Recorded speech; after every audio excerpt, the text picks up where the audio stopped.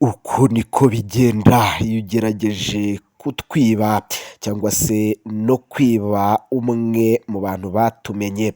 Uyu musore cyangwa se uyu mwana muto yari yatwibye, arangije ubundi tumwoherezaho inzoka ziragenda zimubanira aho ngaho.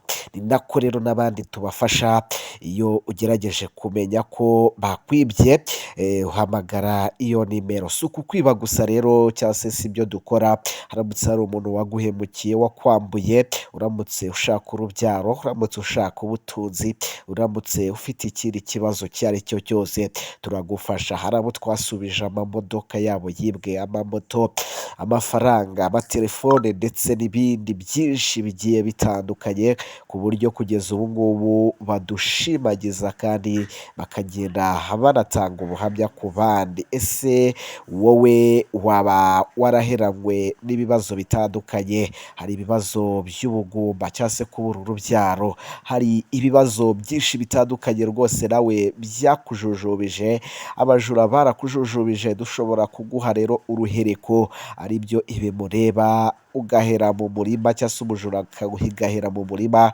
cyangwa se yaba yarabyibye yabijyanye akabigarura. Ngaho rero duhamagare kuri iyo nimero ubona kuri taburo zawe, ubundi dukomeze tugufashe kugira ngo duce agasuzuguro cyangwa se n'ibibazo byakuzengereje byose tubishyireho iherezo.